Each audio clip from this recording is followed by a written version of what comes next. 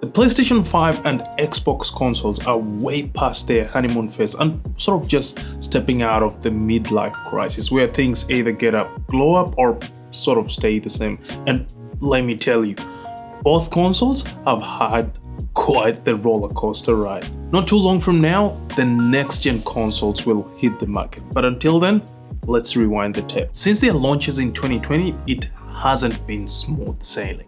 We've seen mid-cycle refreshes that flexed new hardware, elite pro controllers promising god tier aim, although they can't fix your KD ratio in Call of Duty. Groundbreaking exclusives that shook the industry, cross-platform play, and even surprise handhelds. But it wasn't all glory. We had meltdowns, quite literally. And it didn't end at that. We also saw consoles overheating, discs getting trapped, and the fuel to the fire, fanboys from both sides going at each other in the comment section, Reddit threads, making it a never-ending discussion. If you're new to gaming or even a battle-hardened vet, it's easy to get overwhelmed in all this chaos, and that's why in this video I'm unpacking it all. No fluff, no fanboy drama, just real talk. And by the end, you'll walk away with a clear answer on which console is actually worth your hard-earned money. Let's kick things off with software updates, because what's the point of a next-gen console without next-gen features? Both Sony and Microsoft have been rolling out consistent updates, but this time the spotlight is on the PS5. Now, as of this upload, the latest PS5 update is still in beta, but anyone can download it. And trust me, this one's worth talking about. First up, the DualSense controller. Whether you're rocking the standard version or the Pro controller, you probably know the struggle. Every time you plug into a new device, boom, your previous connection vanishes. But now, that's changing. With this update, you can pair and store up to 4 different devices and switch between them with just the press of a button. I know the Xbox fans are smirking and saying, we've had that feature for years. And yes, they're right, but hey, credit where it's due, right? Anyway, PlayStation has finally caught up. However, there's one area where PlayStation has pulled ahead. Power saver mode for supported games. Essentially what it will do is scale back performance and reduce power usage when it's turned on. Sounds great, right? There's a small catch. It's in the menu, but you can't use it just yet. We also don't have the list of the supported games, no official rollout date, and when it eventually arrives, virtual reality mode will be disabled when you turn it on. Software updates aside, let's talk about something most people like to sweep under the rug, the problems, and oh boy. Both consoles have had their fair share of issues. Starting with the Series X, there were early horror stories about game discs getting stuck midway into the disc run. Imagine the sound of a blender getting choked on a spoon. That's what users had. As for problems, they ranged from dust buildup and rogue objects finding their way into the disk drive. When it comes to solutions, one Reddit user recommended brute forcing it in, and while it worked, I absolutely don't recommend you trying that. Another common issue across both platforms was discs simply refusing to play. Again, in that instance, dust was the main culprit, and a good clean would solve the issue. On the PlayStation side, things were a little hotter, quite literally. After a few months of use coupled with the power of Final Fantasy XVI and Diablo 4, some PS5 owners started complaining about their consoles melting. The culprit? The infamous liquid metal issue. From placing the console vertically to maxing out the I/O ports or just running GPU-heavy games in dusty environments, there were many theories. And as you'd expect, Reddit tech support had a solution for each one of them. Lay your console horizontally, unplug unnecessary accessories, dust your console like your gaming life depended on it, set your console to performance mode. The list was endless. Now, personally, I've had mine vertically placed and I haven't had any issues since day one. But if any of those theories are anything to go by, when you load up your ports and run GPU-intensive games whilst your power supply vent is choking on dust, well, you're basically asking your console to ran a marathon in a sweater. Don't believe me? Google Spider-Man 2 shuts down PS5 and get ready to fall into a rabbit hole.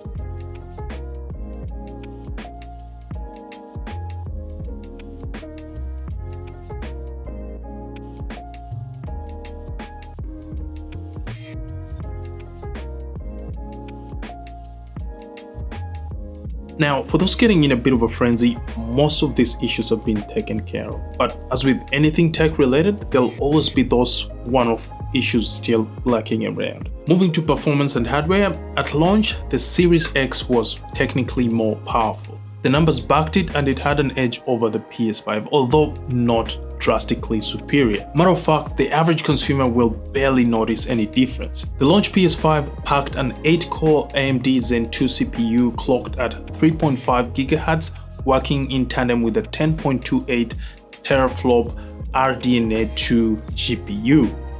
As for storage, just 825 gigs, which filled up so fast. Then came the PS5 Slim. Same specs, just squeeze in a tighter fit.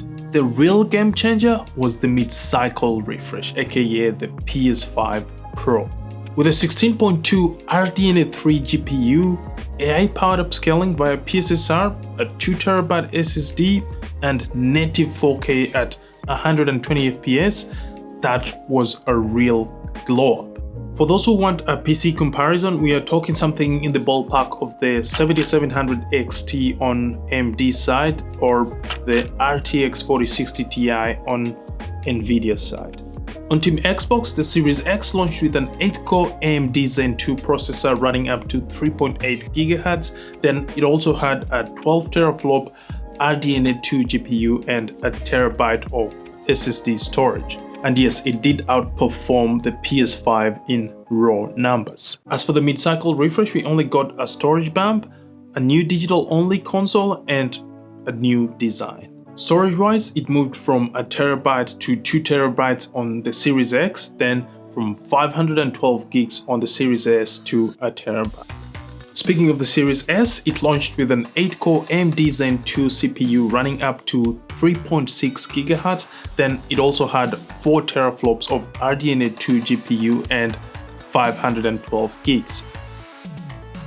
Again, for those curious about PC graphics card comparisons, the launch day consoles sit closest to the 3060 Ti on Nvidia's side than the RX 6700 and 6700 XT on AMD's side.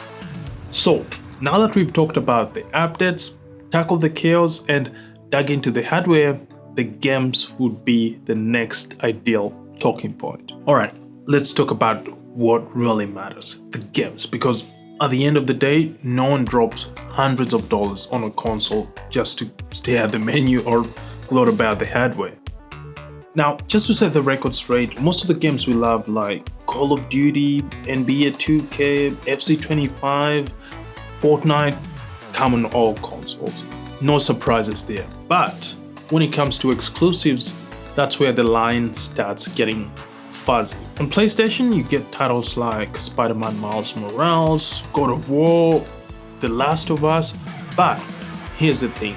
Sony eventually ports many of its exclusives to PC after a few years, usually within 2 to 3 years, with the exception of The Last of Us, which took 10 years before swinging over to PC. So they are exclusive-ish. Now, when it comes to Xbox, they have taken it a step further. You might remember the headlines not too long ago. Hi-Fi Rush, Sea of Thieves, Pentiment, and Grounded made their way to PS5. Oh, and before I forget, Forza Horizon 5 and Gears of War also ported to PS5 not too long ago, although Gears of War ported as a remaster. So yes, before anyone lights up the comments, I do know these titles are also on PC, and that's exactly the point. The line between Xbox and PC is basically non-existent now, and with the Xbox app backed in Windows, anything you can do on your Xbox, you can also do on your PC. Matter of fact, I unpacked more of that in my Xbox vs PS5 vs PC breakdown. If you missed that one, go give it a watch. I'll also leave a link in the description. Circling back to Xbox vs PS5, Halo and a few other titles are the only exclusives holding tight in the Xbox ecosystem, and honestly, I won't be surprised if in the not so distant future they eventually move to PS5. So, what does that tell you? To me, it's pretty clear Microsoft are not doubling down on hardware anymore. They are putting their games everywhere they can, and from a business perspective, that means more players, more platforms, which translates to more cash. But it also raises a juicy question. Do you really need to own an Xbox console anymore? Hold on to that thought, because we are not done yet. In the meantime, let's dive into the Netflix of gaming, aka Game Pass and PlayStation Plus. Subscription services. You love them, you hate them, but they're here to stay. Now, if you're thinking about locking yourself into PlayStation Plus or Game Pass, it really depends with how you game. If you're the kind of person who sticks to a catalog of games, it's absolutely worth it. Think of it like Netflix, but for button mashers. Now, both services offer cloud gaming, meaning you don't always have to download the game. You can stream it instantly if you got the premium tier subscription. But there's more under the hood. Game Pass, for one, shines when it comes to cross-platform support. If your squad plays on PC and you're on console, no worries, you'll still be good. If you're into nostalgia, Xbox's backwards compatibility goes all the way to the OG Xbox from 2001. You can relive your childhood and get a free graphics boost with better resolution as well as FPS without needing to buy a remaster. Meanwhile, on PlayStation, backwards compatibility stops at the PlayStation 4. Want that PS3 classic? You're out of luck unless Sony remasters it and charges you again. Now, let's talk about the not so great part.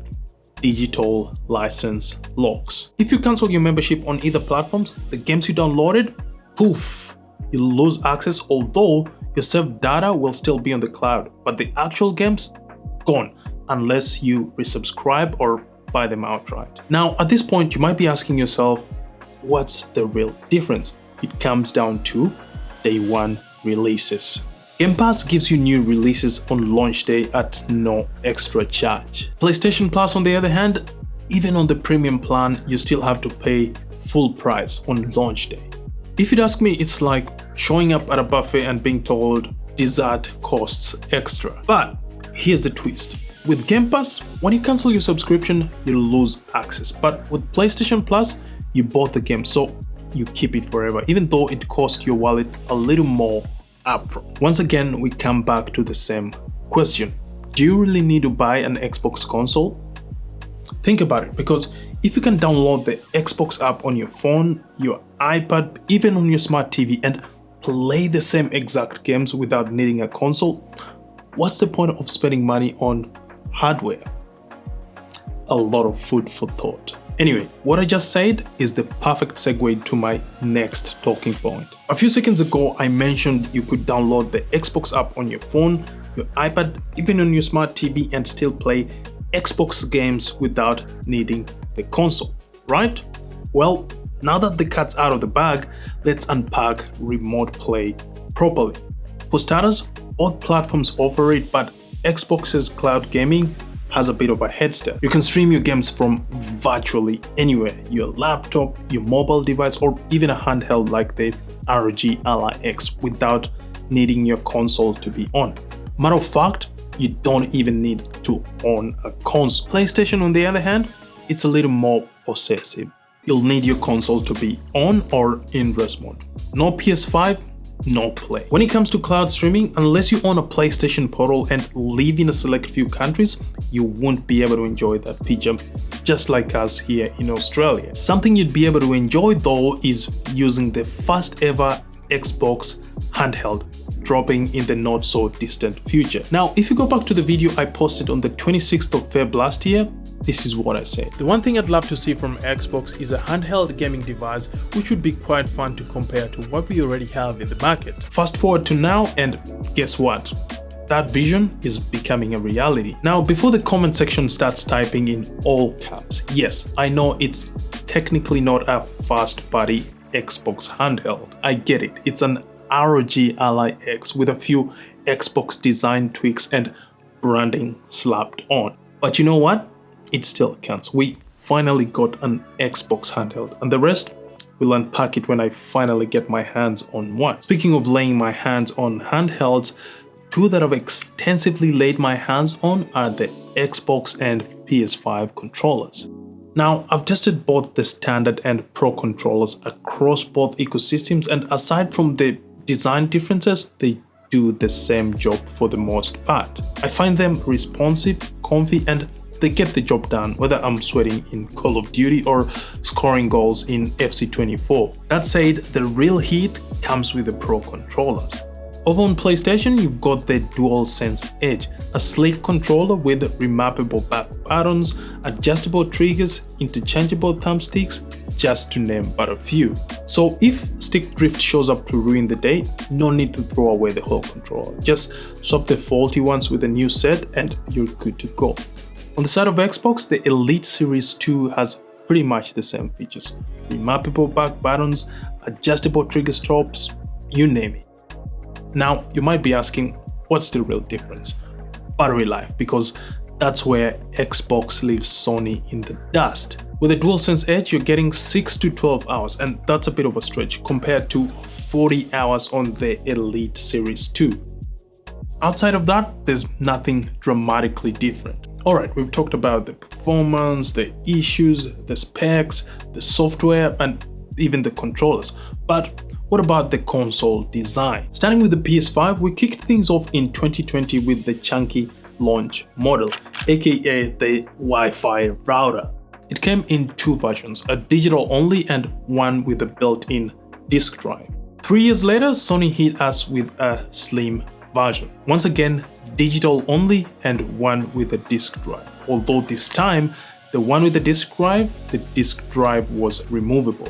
Not long after, we got the PS5 Pro, which shipped as digital only, but you got the option to buy the disk drive if you wanted. 2 weeks later, Sony dropped the 30th anniversary edition, a throwback to the original PlayStation colorway. On the Xbox side, things were a little quiet. We got the Series X and S at launch, boxy, functional, and unapologetically rectangular. The Series S was slimmer and digital only, whereas the Series X was beefier and came with a disk drive.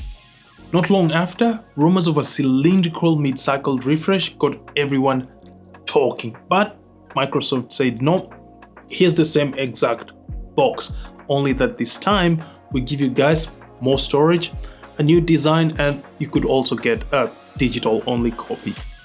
That's about it when it comes to the design of the consoles. On that note, let's stack everything we've covered and weigh it up once and for all. So after digging through the updates, the hardware, the controllers, the handhelds, the meltdowns, the exclusives that aren't really exclusives, where do we all land? Here's the thing. If you're new to gaming or looking to jump back in after a hiatus, the decision today is less about which console is more powerful and more about which ecosystem fits your life. If you want to own your games, you love cinematic exclusives like God of War and don't mind waiting a few years for PC ports, the PS5 still has that classic PlayStation charm. It's sleek, it's story-driven, and finally catching up in areas like device switching and power saving. That said, if you want versatility, you enjoy gaming across multiple devices, you want day one releases on a subscription model and a true hybrid console experience, well, Xbox is no longer just a box. It's an ecosystem, one you can play on your TV, your laptop, your phone, even a handheld that is technically not theirs. And here's the kicker.